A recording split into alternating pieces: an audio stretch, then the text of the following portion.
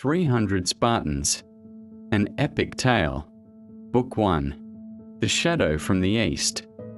No one remembers exactly when the world learned that war had come. At first, it was just rumors brought by merchants from the coast of Asia Minor. There, in the east, a dust was rising so thick that the stars could not be seen. Then came the refugees, Greeks from the Ionian cities who had lost everything: homes, temples, children. They spoke of the King of Kings, of Xerxes, who commanded not men, but nations, of his army, which drank rivers dry and trampled fields down to the bare clay. But it was only in the spring of 480 years before the birth of Christ, when Persian scouts appeared in Thrace and Macedonia, that Hellas finally understood this was not a raid, not a punitive expedition. This was the end of the world.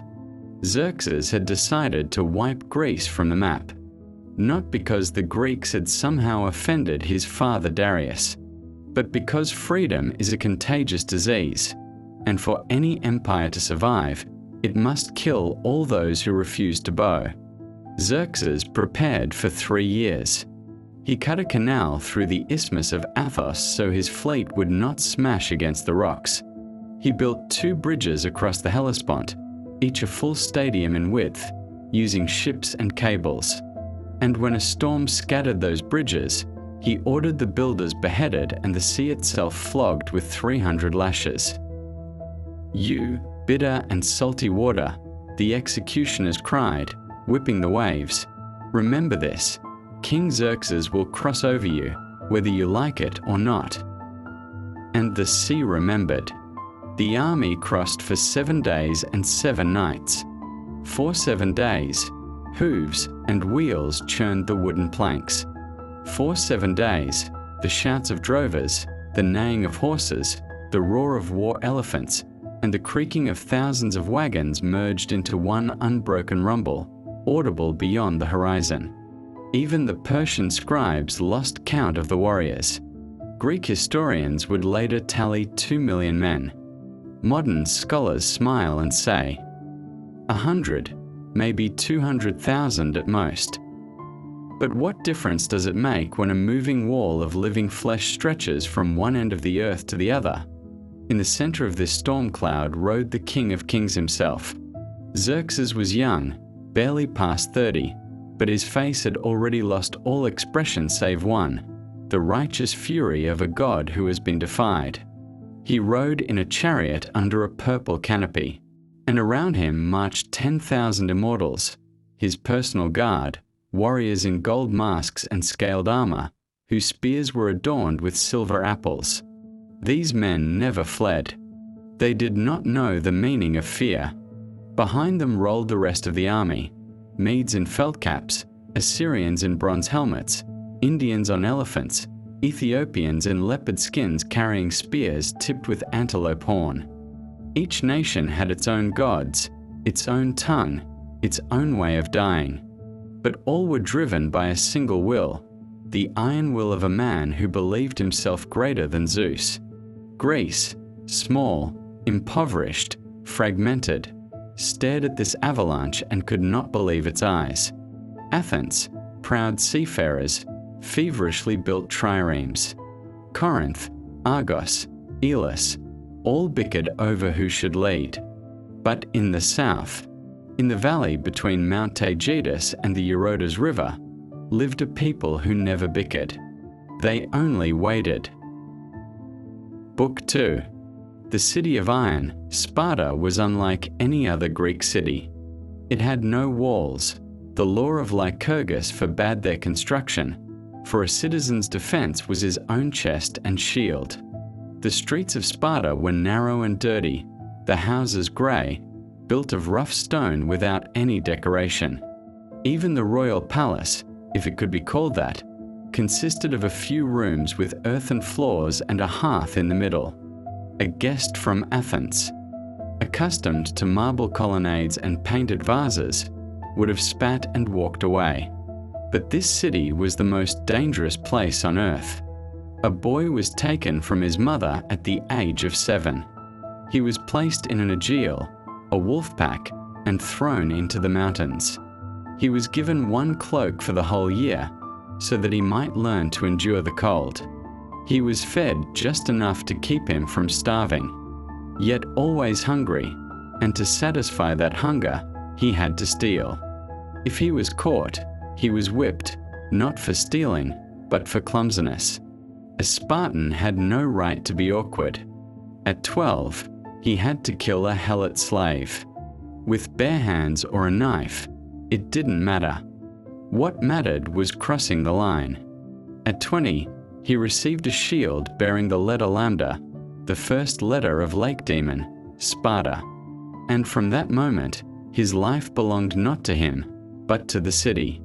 He could marry, but at night he crept secretly to his wife, because marriage in Sparta was considered a private matter, not a public one. He could have children, but a son became the property of the state as soon as he could stand firmly on his own feet. The one thing a Spartan could not do was fear, or die an easy death.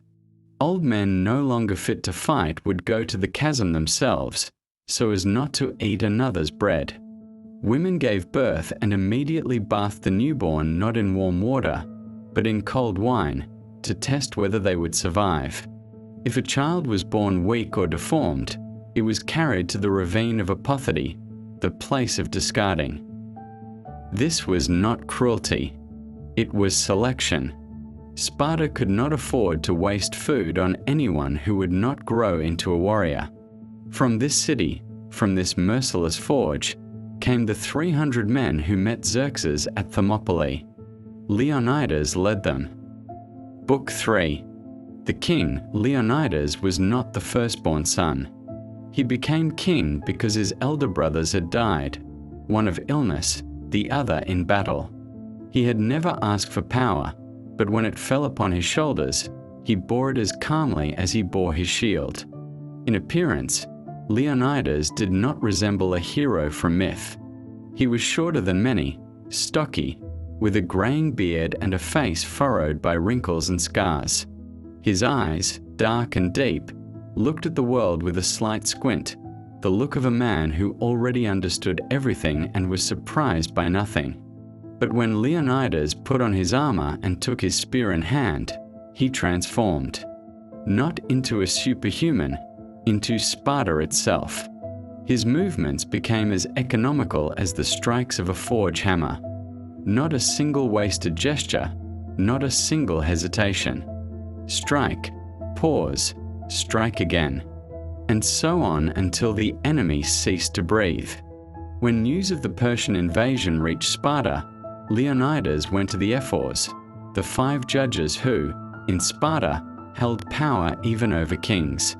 The ephors sat on leather cushions in the shade of a portico. Their faces were hidden by their cloaks, their voices dry as last year's grass. "I demand an army," said Leonidas. "The whole army, 1,000 equals, 10,000 perioeci, everyone who can march and hold a spear." "Impossible," replied the eldest ephor. "The Carneia, the sacred month. Sacrifices are offered to Zeus every day. War is forbidden until the full moon. Xerxes will not wait while the gods finish eating the sheep's thighs. The law is the law. Then give me at least 300 men, my bodyguards." "Take them," said the ephor after a long pause. "But remember, the prophecy of the Delphic Pythia says that Sparta will either fall or lose its king." Leonidas smirked. He remembered that prophecy. The Pythia had spoken to him personally. Either your city will be destroyed, or the land will weep over a dead king of the house of Heracles. He had chosen the latter, and now the ephors had confirmed his choice. Returning to the barracks, Leonidas selected 300 men. Not the strongest, the most reliable. Those who already had sons to continue their line. Those who had never retreated in training bouts. Those who looked at death the way one looks at the dawn, without fear, but also without saccharine heroism. "Prepare yourselves," he told them. "We march at dawn." No one asked where or why. 300 men went home to say goodbye to their wives and children. In Sparta, farewells were not meant to be long. A Spartan wife, sending her husband to war, handed him his shield and said, "With it or on it." That is, return victorious or die, but do not cast away your shield in flight. This time, one young woman, the wife of a warrior named Argius, broke custom. She wept. Argius looked at her and said, "Do not weep. I am not going to die. I am going to show the Persians how free men die." He turned and left. She never saw him again. Book 4. Thermopylae. The journey north took several days. The Spartans marched at a fast pace, almost a run, 300 men in crimson cloaks, with heavy shields and long spears. Along the way, other Greeks joined them. 700 Thespians, citizens from a small polis that lay directly in the path of the Persians. They knew that if the Spartans failed to hold the pass, Thespiae would be the first to burn. 400 the bands, brought by force, because Thebes was already eyeing Xerxes' side but still feared openly betraying the common cause. And then several hundred volunteers from Corinth, Mycenae, Arcadia. In total, when the Spartans set up camp at the entrance to the gorge, they had about 7,000 warriors. But the heart of this army, its soul and its iron, remained the 300. Thermopylae is not just a pass. It is an ancient road, used even before the Trojan War. To the left rise the cliffs of Calidromus, grey, overgrown with thorny brush, nearly vertical. To the right is the Lydian Sea, shallow, murky, with the salty smell of seaweed and mud. Between them lies a strip of land that narrows to 10 paces and then widens to 100. In ancient times, walls stood here, defensive fortifications built by the Phocians, long since abandoned. Leonidas ordered them rebuilt in a single night. He stood on a hill ridge and looked north. Beyond the hills, beyond the groves and marshes, dust was swirling. It rose higher and higher, blotting out half the sky. Then riders emerged from the dust, Persian scouts on short, fast horses. They came within arrow shot, surveyed the Greek positions, and galloped away. An hour later, a messenger arrived. He was brought before Leonidas, and with the arrogance of a man who had witnessed greatness, he said, "Xerxes, king of kings, lord of all that the sun revolves around, commands me to tell you, surrender your weapons. You will be granted your lives and lands fit for grazing cattle. If not, you will be destroyed to the last infant." Leonidas sat on a stone, cleaning his spear. Without raising his head, he replied, "Come and take them." The messenger was taken aback. He was accustomed to bows and pleas. He did not know how to answer such a thing. "Our arrows," he forced out, repeating a memorized phrase, "will block out the sun." And then, from behind Leonidas, stepped a Spartan named Dionysus, known for his sharp tongue. Smirking, he said, "Then we will fight in the shade." The messenger left, and the next morning, it began. Book 5, The Meat Grinder. The first attack was given to the Medes, light infantry accustomed to plunder and slaughter. There were 10,000 of them. They advanced in a dense throng, with short spears and wicker shields, shouting war cries in their guttural tongue. They entered the gorge as if into a pipe, wide, sweeping, confident of an easy victory. The Greeks waited. Leonidas placed the Spartans in the center, the Thespians on the right flank, and the rest in reserve. When the Persians came within spear range, a command rang out, short as a whip crack. The Spartans lowered their spears, locked their shields, and stepped forward. What happened next was not a battle. It was a slaughter. The phalanx is not just a wall. The phalanx is a living organism that breathes, presses, and grinds. Every Spartan knew, your shield protects not yourself, but the man to your left. The man to your right protects you. If someone falls, the rear ranks immediately close up and fill the breach. If your spear breaks, you draw your sword. If your sword is knocked away, you use the butt of your shield. If your shield is shattered, teeth and nails. The Medes crashed against this wall and stopped. They could not break through. They lunged forward, met bronze, fell, and those behind trampled their own, lost their balance, and fell as well. The Spartans did not slash, they pushed. Measured, rhythmic, like machines. Step, spear thrust. Step, thrust.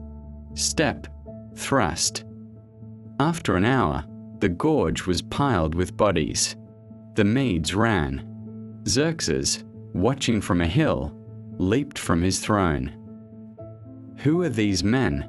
he shouted. "Who taught them to fight?" He was told, "They are Spartans, my king. They do nothing else their entire lives." Xerxes ordered the Medes driven back with whips. Executioners with long lashes flogged the fugitives across their backs, but they would not return. Then Xerxes threw off his canopy, called for his battle armor, and sent the Immortals into the gorge. The Immortals advanced beautifully. 10,000 warriors in golden masks, with long spears and rectangular shields covered in oxide. Their armor glittered in the sun. Their step was as steady as a metronome's beat. This was the elite, who had never retreated. They had been taught to win with the same ruthlessness as the Spartans. They entered the gorge, and for a moment it seemed the Greek wall would collapse. The Immortals thrust their spears with both hands. They were taller, their blows heavier. But the Spartans held. They fell back step by step, luring the enemy deeper into the corridor, and then, at Leonidas' signal, they opened their ranks. The Immortals poured into the gap, and instantly the Spartans closed again, cutting off the front rank from the rear. In 10 minutes, that rank was slaughtered to the last man. The remaining Immortals, for the first time in their history, withdrew. They did not flee, but they fell back, leaving their dead behind. Xerxes threw his cavalry into the fight, but the horses could not pass along the narrow path, choked with corpses. He sent battalions of archers, but the Greeks sheltered behind their shields, and the arrows merely tickled the bronze. By evening, Xerxes returned to his tent, trembling with rage. His commanders were silent. No one knew what to do. Book 6. Treachery. On the third day, a man came to the Persians. Filthy, covered in stubble, reeking of a goat pen. His name was Ephialtes, and he was one of those wretched creatures who sell their homeland for clinking coin. He said, "King, I know a path. It goes through the mountains, bypassing the gorge. They don't guard it because the path is considered impassable. I can lead your warriors through in a single day." Xerxes promised him as much gold as he could carry. Ephialtes smiled with his toothless mouth. That very night, a detachment of the Immortals, 20,000 elite warriors, moved into the mountains, led by the traitor.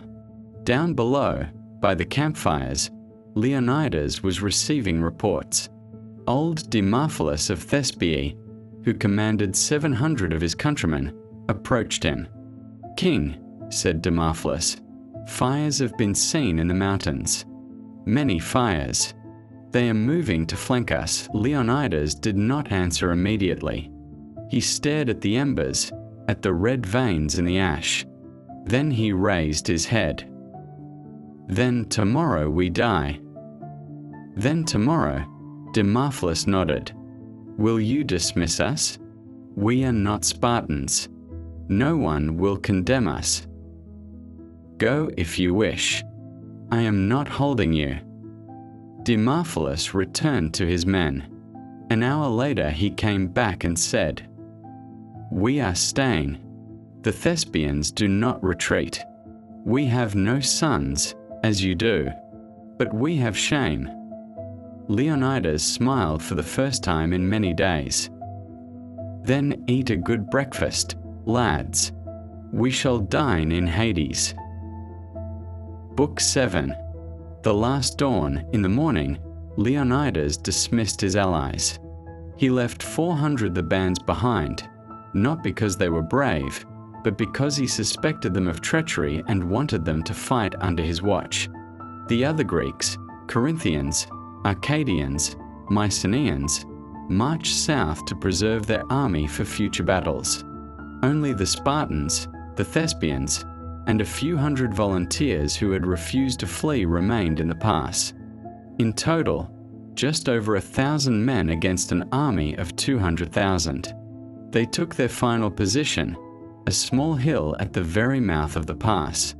From there was no way back, only forward, onto the spears of the Persians. Leonidas ordered the slave women who had been preparing the army's food to leave. They wept and kissed his hands. He pulled away gently but firmly. "Go, tell them in Sparta how we held." When the sun rose, the Persians attacked from both sides. From the front, fresh troops driven into the pass by Xerxes, who promised a reward for Leonidas's head. From the rear, the Immortals, who had descended from the mountains and cut off any path of retreat. The Spartans were caught in a vice, and then they did what made them immortal. They did not run. They moved forward. Leonidas led the counterattack. 300 Spartans, bristling with spears, hurled themselves into the thick of the Persian army. They cut down everything that moved. They trampled the banners. They fought their way to where Xerxes stood, so close that the King of Kings heard their breathing. But their strength did not last long. The Spartans fell, one after another. Leonidas fell when an arrow struck his collarbone, followed by a spear in his belly. He dropped to one knee but kept swinging his sword until one of the Persian nobles finished him with a blow to the back. A struggle erupted over the king's body. The Spartans fought it off from the enemy, like lions defending a fallen leader. 4 of them lifted Leonidas's body onto their shields and carried it toward the hill, cutting down enemies as they went. All 4 died, but the body was delivered. On the hill, the surviving Spartans locked their shields in a circle. The Thespians were gone. All 700 had fallen, fighting shoulder to shoulder with the Lacedaemonians. The bands surrendered and were branded with Persian marks, but that did not save them from eternal shame. And the Spartans stood. Their numbers dwindled. 10, 8, 5, 3. When the last of them fell, pierced by a dozen spears, Xerxes ordered his archers to shoot and finish off the wounded. The sun did indeed vanish. Book 8. Epilogue. Xerxes ordered Leonidas's head cut off and impaled on a stake. He searched the bodies of the Spartans, hoping to find gold or secret writings, but found only combs and pieces of lead used for sealing letters. Then he marched on. He burned Athens, destroyed the Acropolis, and slaughtered all who had not managed to flee to the islands. He believed he had won. But a month later, the Persian fleet was destroyed in the Straits of Salamis. A year after that, their army was crushed at Plataea. Xerxes fled to his capital, Persepolis, and there, surrounded by eunuchs and dancers, slowly went mad with fear. He kept imagining a crimson shadow with a spear standing behind him. And on the battlefield, on the hill where the 300 Spartans fell, they placed a stone with 2 lines. They were carved by the greatest poet of Hellas, Simonides of CEOs. In those lines there is not a word about courage, not a word about glory. Only a dry report, worthy of men who never complained and never asked for mercy. O Zane, Angeline Lacedaemonios hodite dot chimetha, tois kenan remisai pathomenoi. Go, tell the Spartans, stranger passing by, that here, obedient to their laws, we lie. 2,500 years later, those words can still be read on that very stone. Or rather, on a copy of it. The original was worn away by rain and time. But the meaning has not worn away. And as long as there are people who remember what it means to hold the line, as long as there are those who do not ask the strong for mercy, as long as there are those who know how to die with a smile, the 300 Spartans are not dead. They are simply waiting. They wait in the shadow, where the sun does not shine, but where the sword is sharper.